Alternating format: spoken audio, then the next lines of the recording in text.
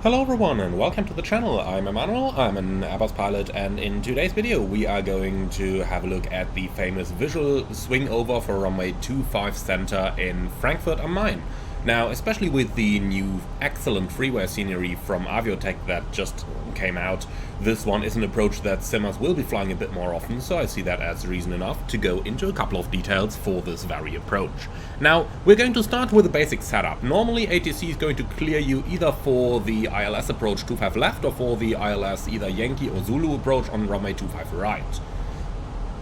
The visual swingover is only going to be offered by the tower controller at a later stage in the approach. So you come in with a normally prepared ILS approach for one of the two runways. The swingover is only available from runway 25 left, it is not available from runway 25 right. So when you fly the ILS approach 25 left, then you can expect the swingover.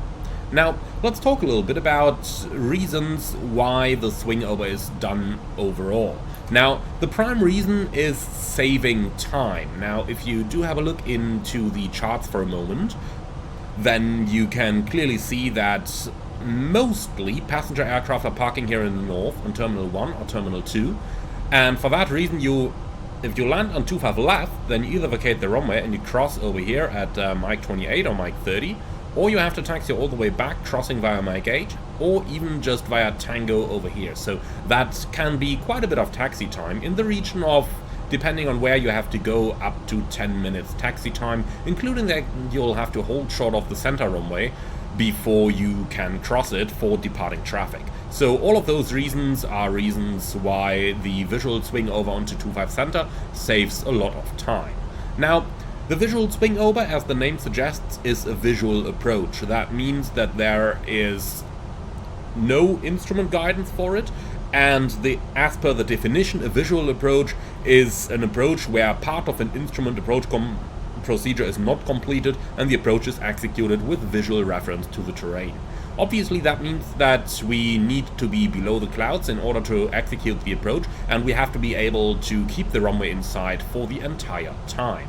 Now, with all of that out of the way, there are two possibilities how you can fly this approach. On one hand side, ATC may offer it to you when you make the initial approach with tower, or many pilots actually ask for it by actively saying something like Frankfurt Tower, Lufthansa 123, ILS 25 left, 25 center inside. Or some pilots just call the tower saying ILS 25 left, all runways inside. They just give a hint to air traffic control that they are requesting to execute the visual approach. Now, since it is a visual, it also means that you do not automatically have a missed approach assigned if you actually execute this approach, and this means that you need to coordinate a missed approach with air traffic control. Now, normally air traffic control in Frankfurt is very good, and they're just going to give it to you straight away when you get the clearance for the approach. So basically speaking, when they issue the clearance for the approach, they're going to say Lufthansa 123, cleared visual approach 25 center, in case of missed approach, fly runway heading, climb 5,000 feet. And that is the normal missed approach procedure for this very approach. Apart from that, it's just a standard visual approach, and there is no requirement to do any setup or anything in your FMS to execute this approach. Now, when you are established on the ILS and you start your swing over, then you should try to have the aircraft stabilized before you actually commence the swing over as part of the procedure. So basically you should try to have the aircraft fully configured. However, as necessary, you can go ahead and still configure the aircraft on the approach itself. There is no absolute requirement to have it stabilized earlier. It is a transition from an instrument approach, but it is a visual, and that means that the stabilized approach gate applies only at 500 feet and not at higher altitudes. So it doesn't apply at 1,000, but only at 500.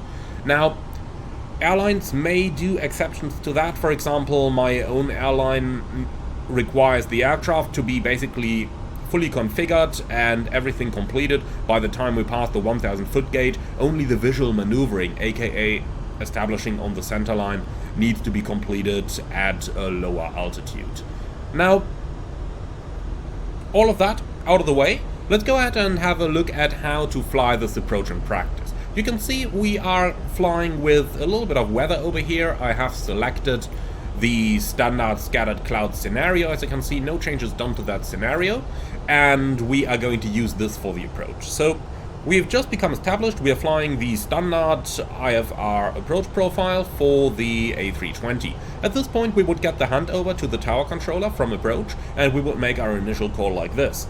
Frankfurt Tower, Lufthansa 123, established ILS 25 left.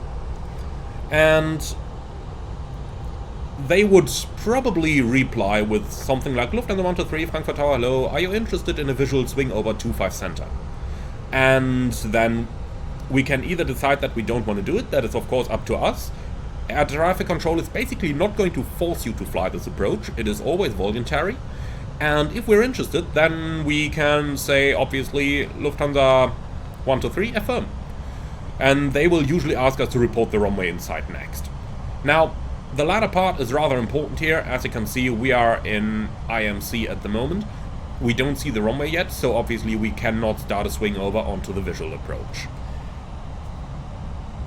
Normally when approaching Frankfurt you are going to have speed restrictions, so it's not going to be that easy just to bring the airplane into landing configuration earlier. So for the purpose of this video, let's just continue as if we were flying a standard instrument approach onto 25 left, and we don't know yet if we can actually do the swing over or not. In other words, only at 6 nautical miles or 2,000 feet above the airport we're going to go flaps 2, gear down, flaps 3 and so on.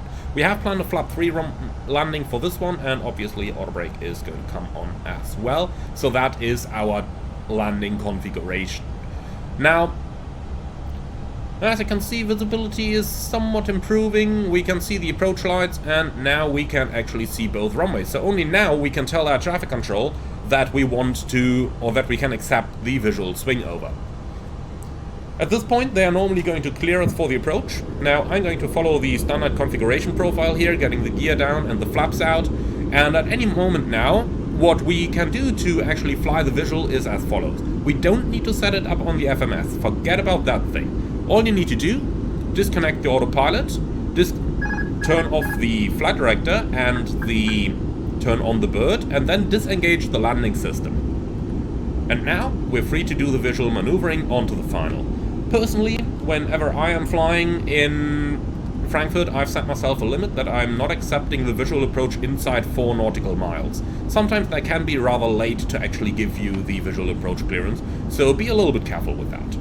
When the visual approach clearance is received, you are going to do the swing over, but only use a slight change in heading, like I'm doing right now, so that you don't overshoot into the direction of the parallel runway. There might still be aircraft approaching and landing on 25 right, even when we are executing the visual approach onto runway 25 left, or runway 25 center. Now, we've just passed the 1,000 foot gate. You can see our aircraft is fully stabilized, everything is done, the landing checklist is completed down here. And as you can see, with a light movement I've completed the alignment on the final. You can use the PAPI for vertical guidance, and normally you are also going to have some VNAV guidance here, since the thresholds of 25 left and 25 center are so close to one another. There is one big mistake when executing this approach though. Taxiway Mike can, at some times when there is less runway lighting, look very similar to runway 25 center. So don't establish yourself on Mike, make sure to establish yourself on runway 25 center.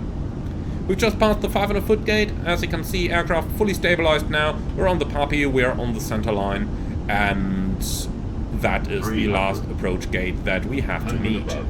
From here on, the minimum calls, you can ignore that stuff. Remember, you had to be visual by the time that you accepted the approach, so by that time the criteria for the minimum was already met.